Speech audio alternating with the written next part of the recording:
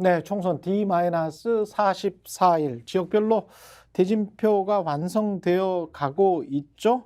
예, 총선의 핵심이 공천인데 여야 모두 공천과 관련해서 심각한 밀당, 심각한 갈등이 벌어지고 있는 것 같습니다. 근데 기준을 어떻게 잡아야 될지 저도 사실은 모르겠습니다만, 예, 최재성 전 청와대 정무수석과 짚어보겠습니다. 안녕하세요. 예, 안녕하세요. 아무래도 이제 뭐 민주당 정부, 문재인 정부 인사시기 때문에 민주당 중심으로 이야기를 좀 하고 그 다음에 여권 이야기 잠깐 하고 그러겠습니다. 민주당은 어떻게 평가를 하십니까? 지금까지 나타난 결과는 총평으로 한번 공천을 평가를 해주시면. 아시안컵 축구 한국 대표팀 예, 비슷하다. 예, 이제 국민의힘하고 이제 비교해서 좀 예, 볼 수밖에 없는데요. 그렇죠. 국민의힘도 사실 예선전에서 뭐 약체하고만 붙었거든요. 예, 말레이시아 4대0. 예. 근데 바레인한테 1대0으로 졌어요. 아, 국민의힘을 일본으로 비교를 하면 요르단. 여러 그러니까 예. 조 3위로 예, 본선에 올라온 거거든요. 그렇죠. 그러다가 예. 4강까지 갔는데 예, 결국 한국 2대0으로 졌잖아요. 결승 못 올라갔잖아요. 그래서 원래는 강하다. 민주당이 강하다. 또 공천도 강하다, 유리하다 이렇게 네, 이야기했었죠. 예, 총선에서 예, 정권 견제론이 이제 비등하면서 민주당 승리할 거다 이런 이제 예측들이 있었고 지표도 좀 그렇게 나왔어요. 그런데 결국은 지금은 좀 지금까지는 최근 한 달 사이에 예, 요동치잖아요. 양당 지지율이라든가. 위기라고 판단하세요? 저는 심각한 위기라고. 심각한 위기다. 예. 그래서 여기서 수습과 반전을 하지 않으면 예.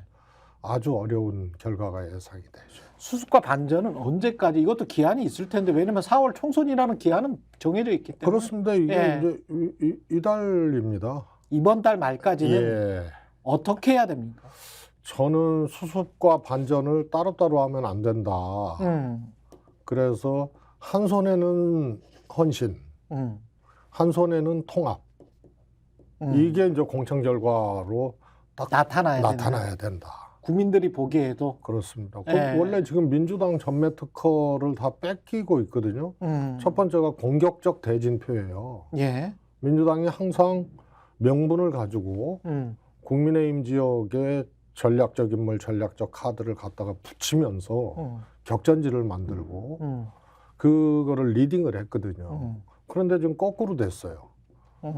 대진표를 매우 공세적으로 국민의힘 쪽에서 짜고 있죠. 원희룡 장관이 그렇고, 예. 뭐 마포울에 이제 김경률 했다가 예. 지금 이제 하문경, 예. 중성동갑의 윤희수. 그 다음에 저 영남 지역도 현역 의원을 빼서 인근 민주당 현역 의원 있는 지역으로 서병수, 조혜진, 김태우 이렇게 배치를 하거든요. 위협적입니까? 위협적이죠. 아니, 부산은 뭐 위협적으로 보여요. 네.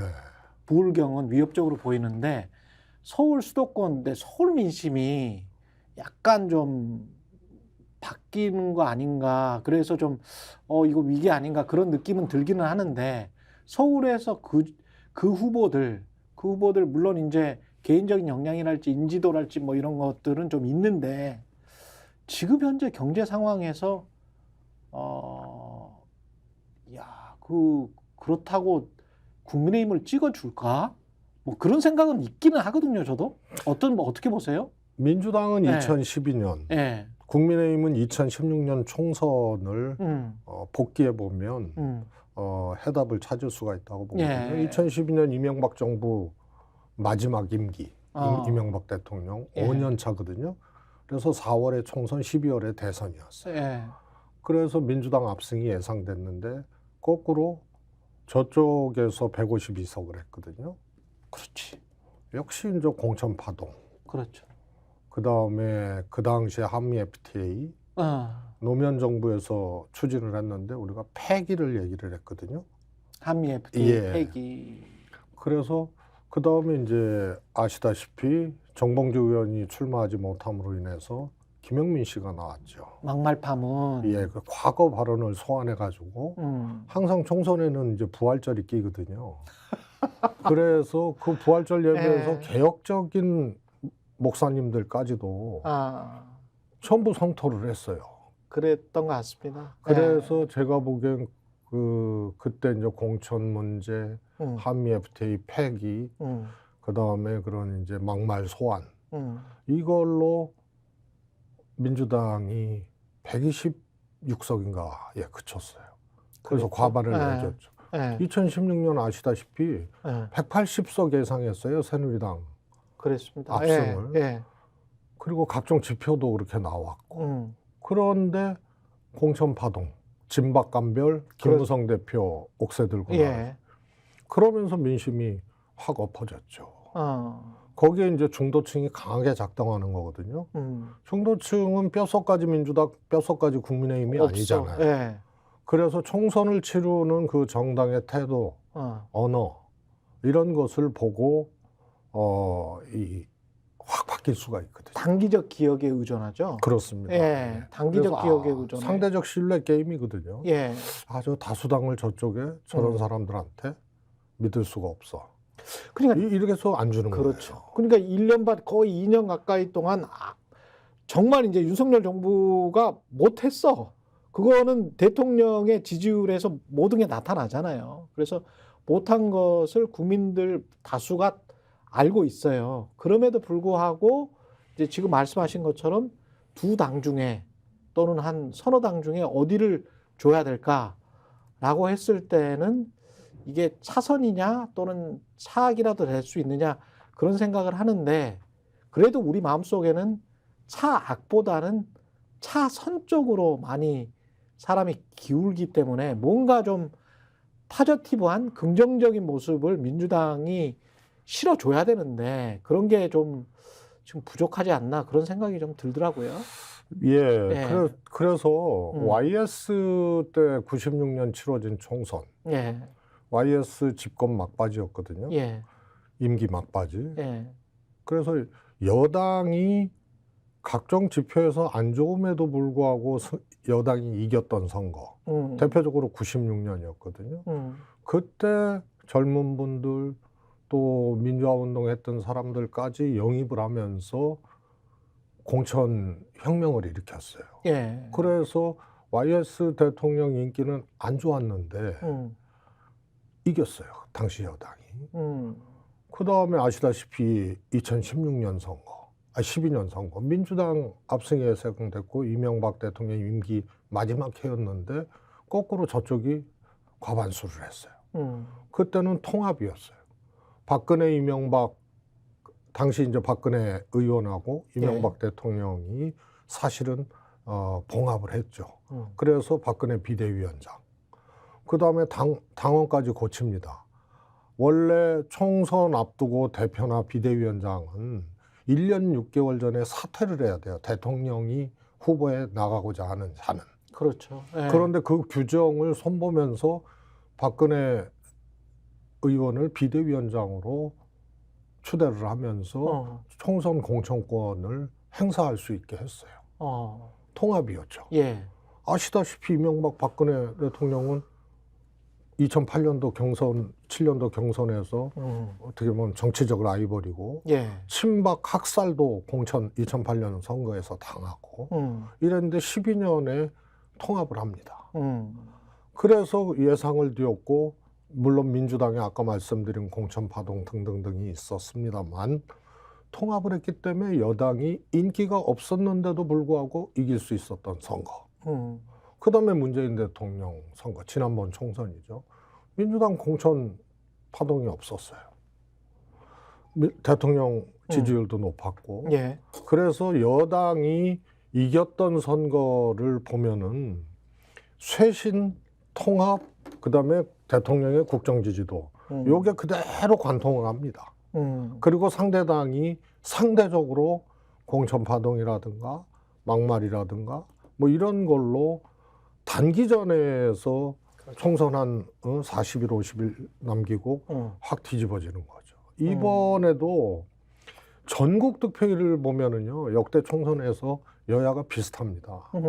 지난번 4년 전도 그렇죠. 그렇고요. 그런데 의석 차이는 많이 났거든요. 그렇습니다. 그게 뭐냐면 수도권을 중심으로 한 격전지, 접전 지역 혹은 근소 우세 열세 지역에서 한 5, 6%의 표심들이 맞습니다. 단기적으로 어디로 가느냐에 따라서 이게 승부가 가름이 됐어요. 2, 3%포인트로 왔다 갔다 했었습니다. 예, 실제로. 그렇습니다. 예. 네.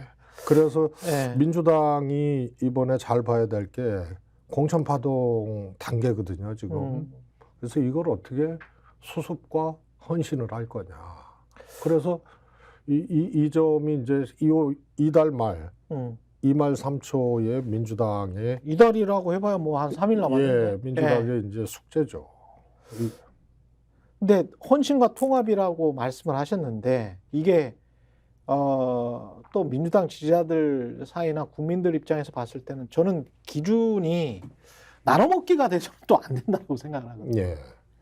나눠먹기가 돼서 계속 뭐 국민의힘 같은 경우는 계속 지금 현역이랄지 김건희 여사 보호하기 위해서인지 어쩐지는 모르겠습니다만은 현역 의원들이랄지 뭐 이쪽으로 많이 페이버를 주는 것 같은 그런 느낌이잖아요. 그래서 어떤 말이 안 나오게 하도록 하기 위해서 그리고 일절 뭐 김건희 여사 관련해서는 뭐 언론에 거의 등장하지를 않으니까 그러면서 아젠다 세팅을 또 의대 정원으로 가버린단 말이죠.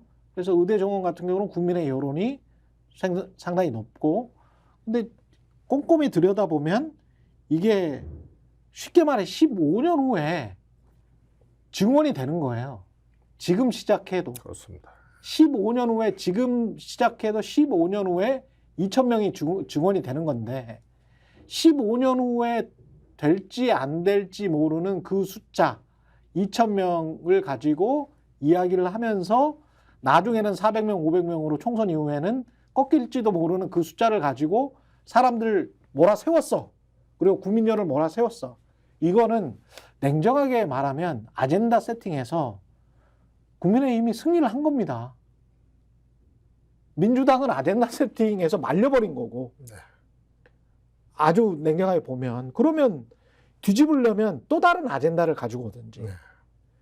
그리고 아까 뭐 헌신통합 말씀하셨는데 헌신통합도 정말 야 화끈하네 멋있네 감동적이네 이게 보이지 않으면 지금은 원래 당초에 이재명 대표가 계획했던 또는 공언했던 151석 이게 쉽지는 않아 보이는데 뭐 좀 구체적으로 좀 어떻게 해야 될까요? 헌신과 통합을.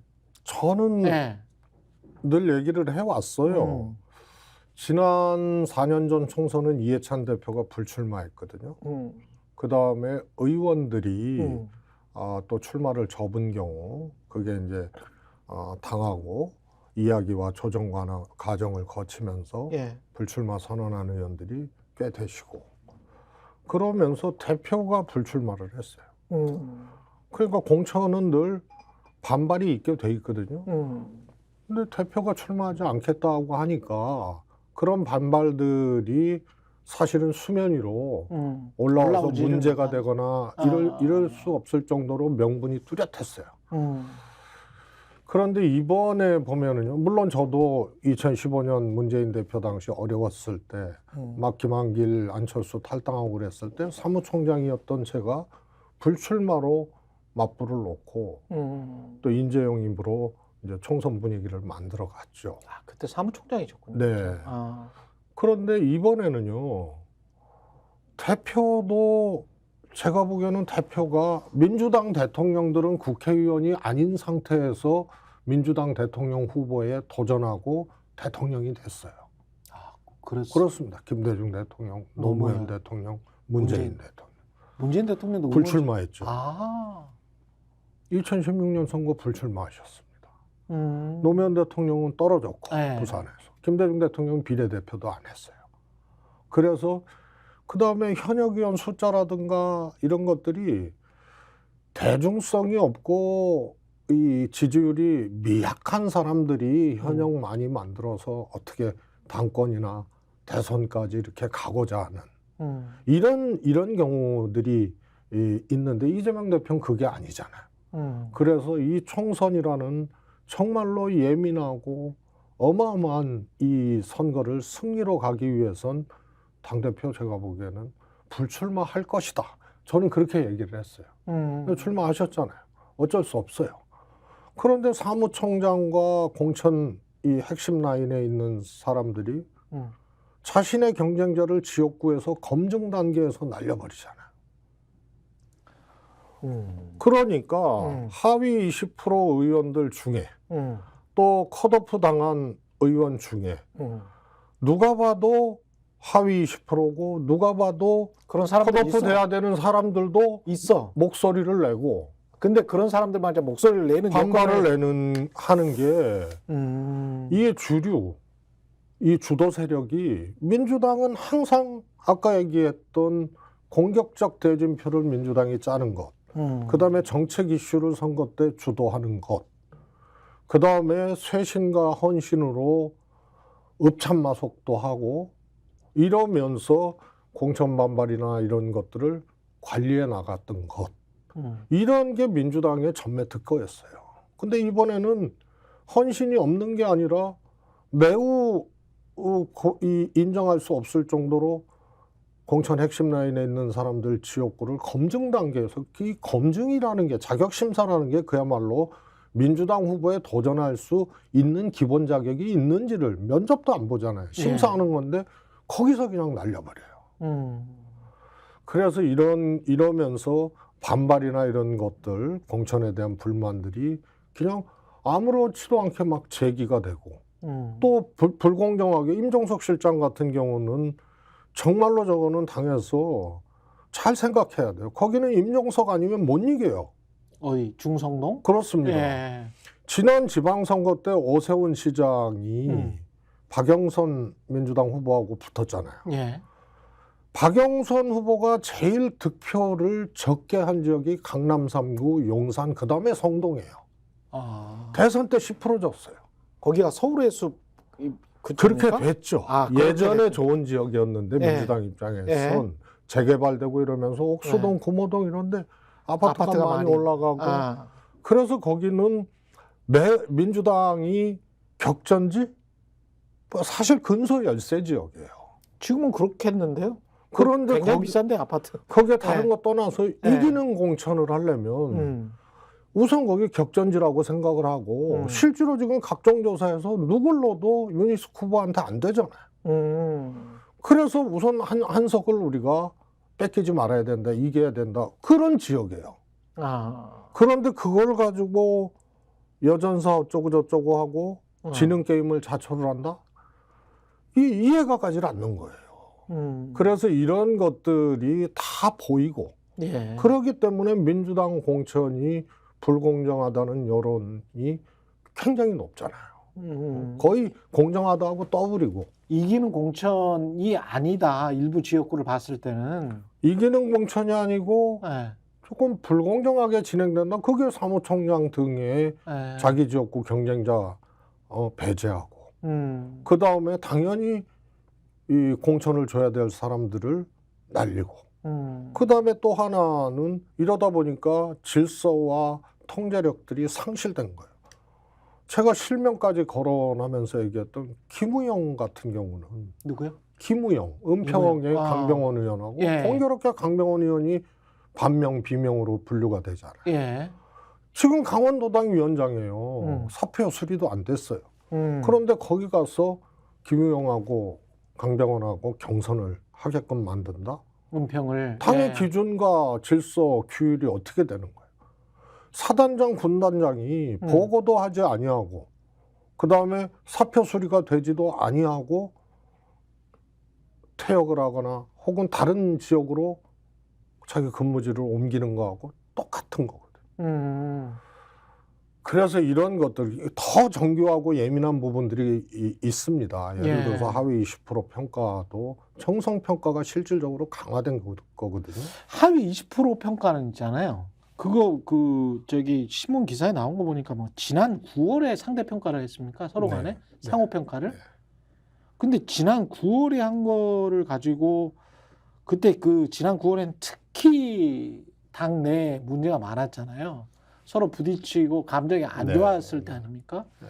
지금 말씀하신 대로 헌신과 통합에 어떤 공천을 하려면 지금은 좀 마음이 바뀌었을 수도 있잖아요, 사람들이. 근데 9월에 상호평가를 한 거 가지고 4월 국민들에게 그 공천을 받는다. 이게 맞나요? 그 기준이? 그리고 정성평가는요. 예. 0점부터 100점 이렇게 하면 안 됩니다. 아, 이번에 0점부터 100점 이렇게 했어요? 0점 받은 사람 있다고 아, 저기 이재명 대표가 얘기를 해서 또 예. 뭐 웃었다고 또 논란이 되고 그러지 않습니까? 그래서 어, 그냥 4개 항목 중에 뭐 예. 기여도 뭐 의정활동 뭐 예. 지역구 4개 항목 중에 그 세부 내용에 들어가면은 예. 정성평가 항목들이 있는데 주로 이제 수행평가죠. 수행평가. 예. 예. 지역구 관리다 그러면 이거 음. 잘 어떻게 수행하고 있나. 의정활동 수행평가. 그래서 평가위원들이 특히 당 정체성에 맞게 했느냐. 이 당 기여도죠. 이런 게 정성평가 영역이거든요. 그 평가위원들이 해요. 그리고 동료위원 평가도 하고. 근데 정성평가를 0점에서 100점까지 하게 되면 개인적인 관계가 예를 들어서 10명의 의원들에게 평가를 받았는데 8명은 그렇죠. 뭐 70점, 80점을 줬는데 평균 2명이 빵점 주면은 말이에요. 이상해 줄 수 있지. 그래서 이거는 소위 말해서 에버리지를 기본적으로 주고 예. 하여튼 뭐 이런 이제 디테일하고 아니면 뭐 최상이나 최하단을 다 빼버리고. 그렇습니다. 예. 그런 평가 방식도 있거든요. 그 당에 또 지금 그 당시 상황도 그렇고 예.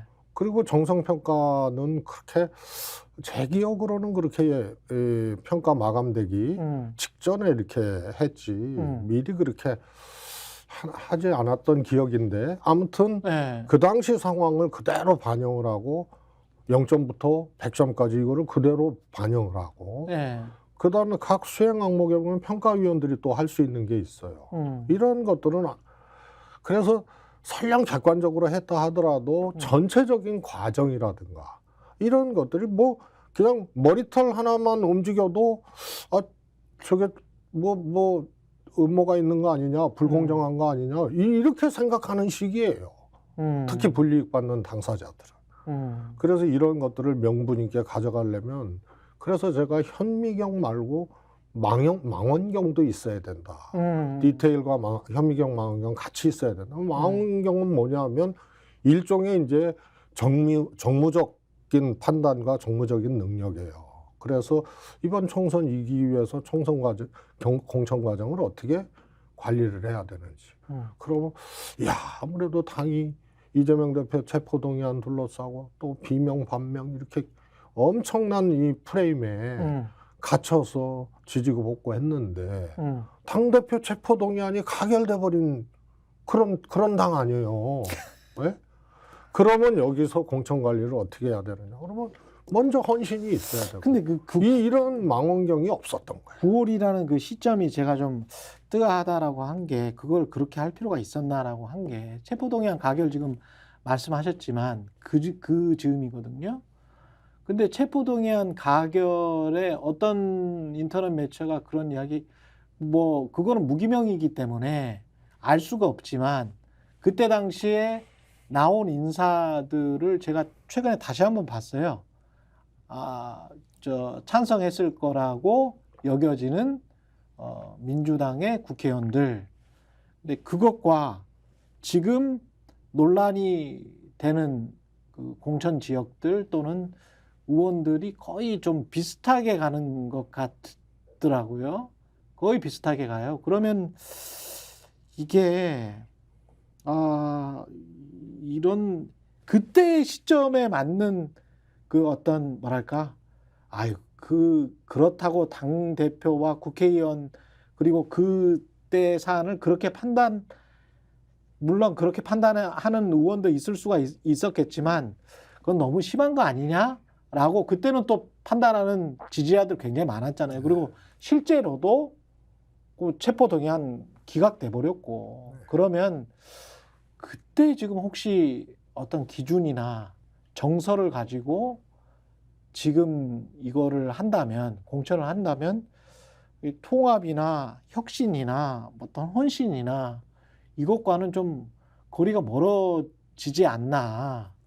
뭔가를 다 이렇게 멜팅팟처럼 용광로처럼 다 녹여내서 야 우리 새롭게 민주당이 뭐가 나왔다. 뭐 이런 식의 어떤 공천의 모양새가 나와야 될 것 같은데 그것과는 좀 다른 모양새, 그때 9월의 모양새처럼 돼버리는 것 같아서 네. 그러면 사람들이 이렇게 꼼꼼히 볼 때 이게 진짜 기준이 저거 아니었어? 뭐 이렇게 생각해버리면 또 큰일이란 말이죠. 그래서 공교롭게 하위 20% 그렇게 나왔다. 그러나 전반적인 상황 과정들이 예. 왜 반명이 전부 하위 20%지? 예. 이렇게 되면요. 그거는 관리를 잘못한 거예요. 그래서 그게 상황에 우선은 민주당 당시 상황도 그렇고 공천 관리를 잘해서 총선에 이기기 위해서는 딱 공천과 막말이에요.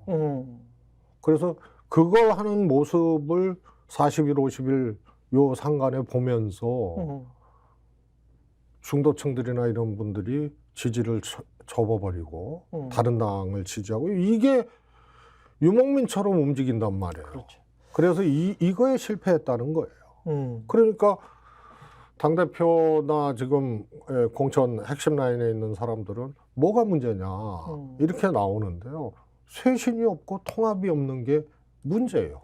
이 관리를 했어야죠. 쇄신이 없고 통합이 없다.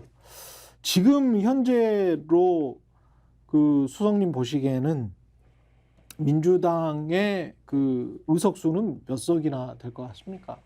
저는 뭐 숫자로 그렇게 하기가 참 섣부릅니다만 국민의힘이 네. 30석을 갖고 오면 과반이거든요. 지금 의석에서 현재 의석에. 네. 왜냐하면 117석인가 그렇잖아요. 예. 근데 이제 탈당한 사람도 있고 그래서 한 120석 정도로 보면 30석만 더 먹으면 과반이란 말이에요. 근데 제가 보기에는 이런 추세면은 우선은 서울이 민주당이 안 좋아졌잖아요. 예. 그다음에 지지율이 안 좋아도 하나하나 지역구별로 이길 수 있는 지역에 대진표를 짜고 공천을 하고 이 퍼즐을 전국을 놓고 맞추는 거거든요. 그래서 서울 지지율이 안 좋아도 이길 수 있는 대진표를 짜고 예. 해야 되는데 지지율도 안 좋아지고 이길 수 있는 대진표를 못 짜고 있어요. 그러니까 동작을 같은 경우에 나경원 의원 지역 같은 경우에는 누구를 넣어도 안 돼요. 그러면은 민주당이 전략적으로 격전지로 만들어서 이길 수 있는 전략적 인물 카드를 4명이든 5명이든 6명이든 세팅을 하고 공세적으로 지금 국민의힘이 하는 것처럼 그거 원래 민주당 전매 특허였어요. 나경원 지역구에 여성보다는 남성 정치인 중에 인지도 있고 경쟁력 있는 사람을 그쪽으로 붙여서 하자. 안철수다. 그러면 여기에는 전략적 인물 카드가 있으면 여기는 누구를 보내자. 이게 민주당 많지 않아요. 저쪽도 그래요. 그러면은 영입인사나 신인 중에 그럴 만한 파괴력을 가진 사람들을 보내거나 기존의 정치인 중에 그런 이 영향력이 있고 경쟁력이 있는 사람을 사전에 이런 것을 부밍업을 하고 뉴스를 만들면서 해야 되는 거예요. 거기는 지금 누가 가도 줘요. 추미애 장관 넣어도 주고 뭐 여전사 넣으면 다 줘요. 그 다음에 성동도 임종석 아니면 못 이긴다는 분명한 지표가 있는데 쳐요. 딴 사람 넣으면. 그 다음에 임종석을 뭐 다른 데로 보내잖아요. 치게 돼 있어요. 야, 성동갑에서 밀려가지고 송파갑 우리 동네 왔어? 안 그래도 안 좋은지. 그럼 벌써 몇 개예요, 이게. 거기다가 또 하나는요. 신당의 그 지지율이 높지가 않잖아요. 신당에. 이준석 신당, 개혁신당. 이낙연 예. 신당도 그렇고요. 예. 그런데 이렇게 볼 문제가 아니고요. 통상은 제3당이 생기거나 총선 전에 신당이 만들어지면 그 신당의 지지율보다 후보들이 지역구에 출마한 후보들이 신당의 이름으로 출마한 후보들 득표율이 낮아요. 예를 들어서 이준석 신당이 만약에 4%다. 예. 그러면 웬만한 후보들 한두 명 빼고는 4% 밑에 득표율을 얻어요.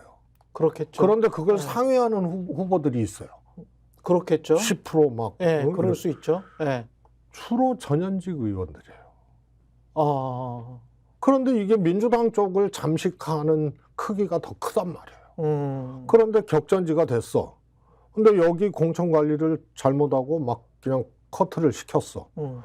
제가 보기에는요, 우선 꼽아보자고요. 성동갑, 임종석 빼고 딴 데 내보내면 두 군데 다 지는 거예요. 그 다음에 동작을도 전략적인 이 공천이나 인물 구도를 못 만들었기 때문에 누굴로도 어려워요. 민주당을 탈당한 의원 중에 본인이 공천 못 받아도 새로 누가 공천 받아서 온 사람을 과거에는 현역 의원들이 도왔어요. 예. 그런데 이거 하위 20% 경선에서 진 사람들이요, 탈당할 수도 있고요. 안 도와요. 그래서 힘이 안 모아져요. 여기에 이낙연 신당 쪽으로 합류한 민주당 전현직 의원이 수도권에 나온다. 그럼 잠식 효과가 커요. 예를 들어서 남양주갑의 종천 의원 같은 경우 득표력이요, 제가 보기에는 장난이 아니에요. 이런 거를 이렇게 꼽아보면요, 수도권, 특히 서울 쪽에서 한강벨트 어려워질 수 있고요. 한강벨트 이외에도 잠식 효과 때문에 격전지가 갑자기 민주당 전현직 의원 탈당한 사람들이 출마함으로써 여기서 10,000표, 20,000표 갖고 가서 어려워지고.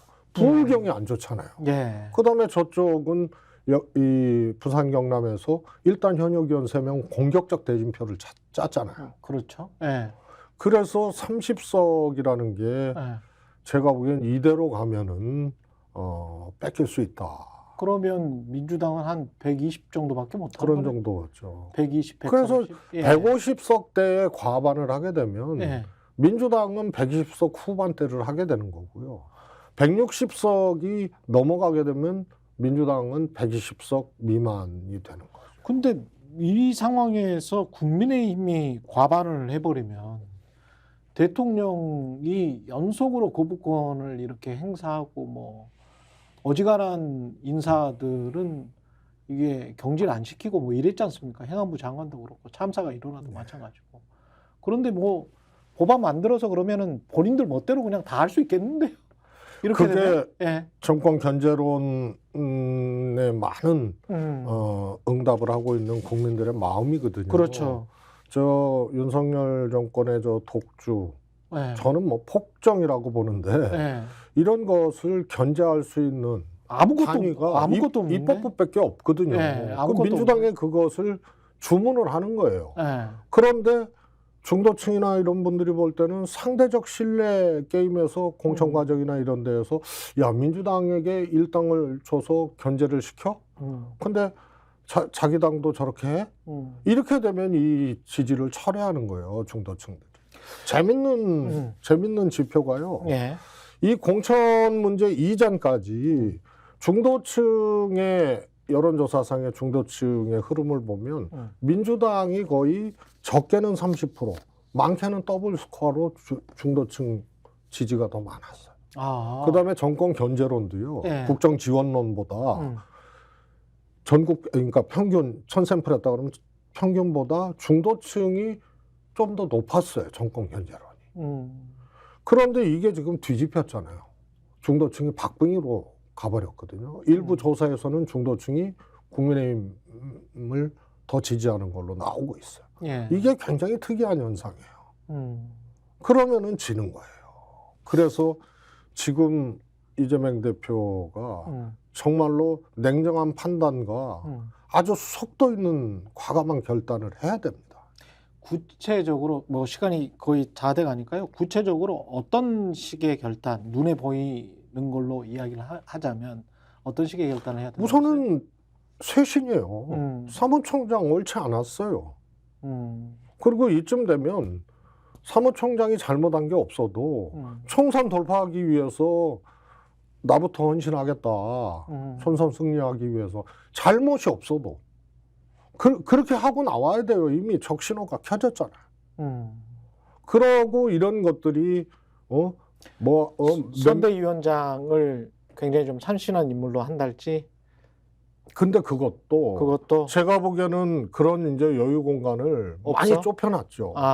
우선 김부겸 총리라든가 이런 분들도 지금 과정에 문제 제기를 하면서 일단은 헌신이 필요하다. 헌신 필요하고요. 희생이 필요하다. 임종석을 정점으로 이게 사실 명문정당의 어떻게 보면 상징적인 인물이 돼버렸거든요. 임종석. 그다음에 게다가 임종석 빼면 져요. 이런 공천이 어딨어요. 그러니까 명문정당이라는 이 힘으로 뭐 이낙연 탈당도 하고 뭐 탈당한 의원들도 있고 비명 반명 때문에 그동안 시달려오고 지금도 이게 폭발하고 있는데 명문정당까지 깨지면은 이재명 대표 혼자 이거를 치러야 되는 거예요. 그 정점에 임종석 문제가 있다고요. 요게 이제 통합의 상징이다.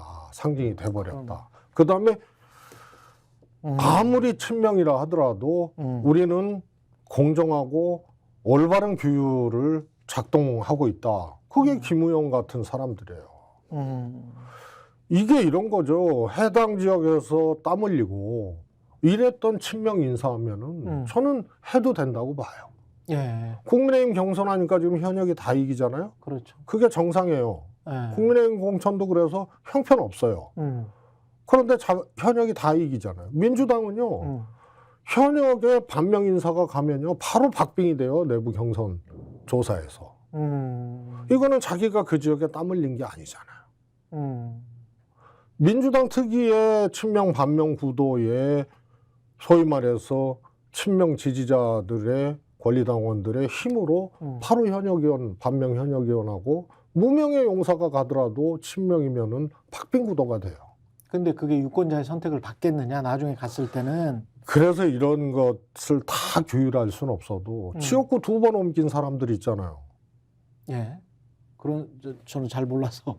아니, 예를 들어서 죄송하지만 이수진 의원의 경우에 서대문에 하려다가 안 될 것 같으니까 윤영찬한테 갔잖아요. 근데 그 지역에 뭐 비례 이수진 땀을 흘렸습니까? 뭐 원래 상정도 안 한 지역인데 가면 바로 박빙해요. 이런 것들은 당에서 조절, 통제, 정리를 해줘야 되는 거예요. 지역구를 근데 본인이 생각도 안 했던 지역으로 옮기는 거.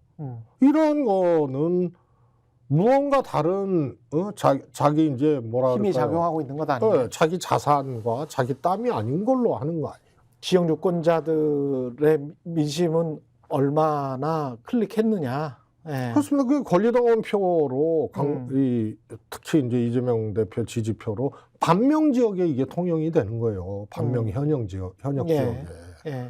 그 다음에 대표의 비서실 차장이 생각지도 않았던 지역에 가령 인천의 신농균 의원 지역에 뭐 간다거나 이런 것들 몇 군데를 통제를 해고 대표 비서실 차장은 누구죠?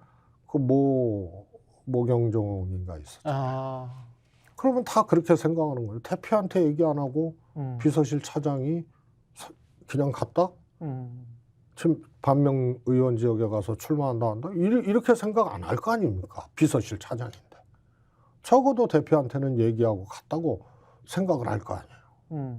그래서 이런 지역 몇 군데를 규율을 세우고 정리를 해주고 통합에 어떻게 보면은 특히 명문정당의 상징처럼 돼버린 임종석, 그것도 이길 수 있는 유일한 카드니까 이걸 해주고 그 다음에 쇄신을 해주고 이걸 2말 3초에 전에 해줘야 되는 거예요.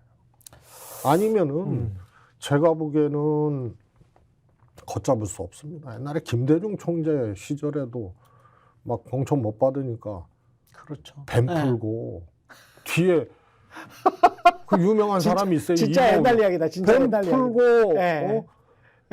저 무슨 칼 갖고 다니고 이런 의원들이 있었어요. 그래서 이게 불공정하지 않은데도 불공정하다라고 생각하는 게 공천에 불이익을 받은 현역 의원들의 생각이에요. 이거를 정리 제압하기 위해서는 현미경과 망원경이 있어야 되는 거예요.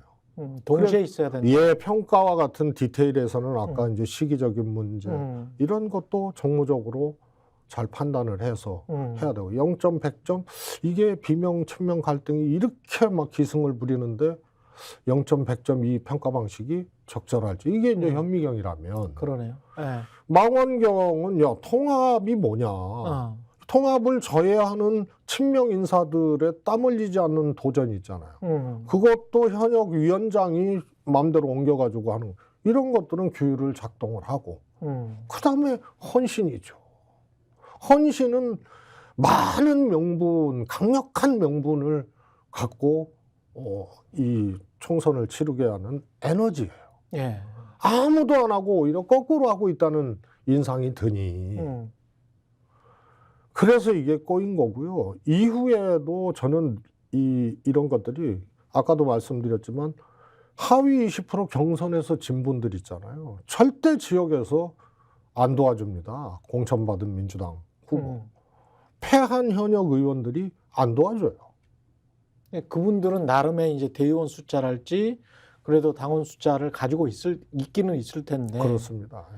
그게 2, 3%포인트 왔다 갔다 하는 지역들이면 결정적으로 영향을 끼칠 수밖에 없죠. 그렇습니다. 예. 예. 그리고 위험한 지역들이 또 있어요. 제가 보기에는. 그러니까 탈락 민주당 지지표만 가지고 승부하고자 하는 현역 의원 지역 중에 인물 구도가 뜻밖의 인물이 나타나게 돼가지고 예를 들어서 남양주갑에 조강한 민주당 시장이었는데 탈당해서 저쪽 당으로 갔잖아요. 예. 거기 김용민 의원하고 해야 되거든요. 그런데 지난번에 김용민 의원이 5,000표 이겼거든요. 아, 그랬습니다. 예. 예. 조강한 시장은 민주당 시장이었기 때문에 국민의힘 공천을 받아서 출마하게 되면 국민의힘 지지표 플러스 자기 조직표, 자기 개인표들이 있다고요. 그렇겠네. 예. 그래서 이런 지역 저는 위험하다고 봐요. 그런데 정권 견제론이 비등해서 그거를 누를 수 있는 그런 바람이 불고 있느냐. 네, 그런데 그게 꽤 높았다가 공천 과정에서 이게 한 달 새에 이게 좀 요동친 거거든요. 되고 그다음에 여권도 공학적으로 봤을 때는 아젠다 세팅을 지금 꽤 잘해 가고 있고 여권 입장에서는 그렇습니다. 예. 이거 의대 정원 문제도요. 강력하게 얘기해야죠. 저거 2,000명 얘기했다가 나중에 정원 400~500명 혹은 뭐 600~700명으로 하고 예. 저 쇼잉하는 거다. 예. 총선용이다. 저도 그런 우려가 있어요. 예. 그러나 민주당이 국민들의 생명을 볼모로 집단 휴진하고 파업하는 의사들 사실은 이 정권이 국민들의 생명을 볼모로 도박을 하고 있는 거 아니에요. 그렇죠. 예. 소통이 있었습니까? 또 2,000명이 적정 규모입니까? 그리고 프로세스가 그게 15년, 뭐 아마 15년이라는 거는 이제 개원까지 그렇죠. 계산을 해서 15년이고 단순 양성 과정은 뭐 한 10년이면 되는 건데. 그렇죠. 근데 펠로우를 요새는 1, 2년을 하고 그러니까. 아니 그리고 이번에 그 법을 바꿨어요. 군대 갔다 온 것까지 저는 포함해서 15년이라고 하는 거예요. 아니 그리고 개원이라든가 이런 것을 필수 의료 분야 외에는 지금은 그 과정을 거치면 개원할 수 있었거든요. 그거를 어렵게 만들어 놨어요. 그렇죠. 그래서 기간이 더 늘어나는 거예요. 그렇죠. 그래서 수련 경험이라든가 이런 것들을 넣었어요. 그러니까 의사들이 반발하는 데에는 정원 늘리는 거 외에 패키지로 온 여러 가지 지금 윤석열 정부의 정책에 대해서 이거는 더 죽이는 거다 이렇게 생각하고 반발을 하는데요. 과정도 문재인 정부 때 400명 하려다가 그 난리가 반발이 일어났는데 그때 협의 테이블 만들었거든요. 그래서 최소한 당사자들과 소통과 설득의 과정들이 있어야 되고 그 과정에서 내용적으로 또 정원 문제뿐만이 아니고 정책적으로 또 패키지로 가야 될 문제들이 있거든요. 필수 의료 분야라든가 수가 문제라든가 그다음에 1차 의료 체계 문제라든가 그렇죠. 이런 등등등을 같이 가야 되는데 이거 결격하고 그냥 확 질른 거 아니에요?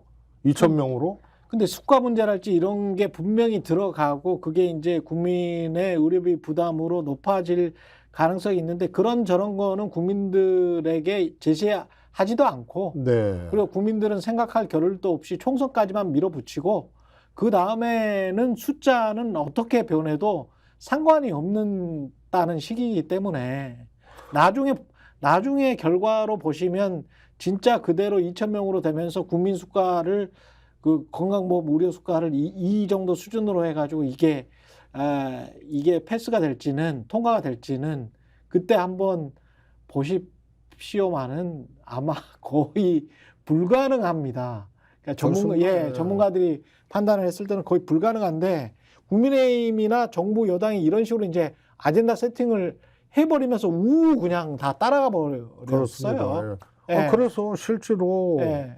의사들은 자신들의 이익을 침해하고 이거 안 된다라고 해서 당사자니까 반발을 하는데 거기에 국민 생명 담보로 하는 거 옳지 않다 이런 여론이 이제 높잖아요. 그렇죠. 그런데 정부도 과정도 결격되고 정책적인 완성도라든가 이런 것도 떨어지고 그렇기 때문에 이게 이제 날이 지나잖아요. 일주일 지나 2주일 지나면요. 국민들 피해가 현실적으로 쏟아지게 돼 있어요. 그렇죠. 그때 야당의 존재는 뭐죠? 너무 이거 서툴다.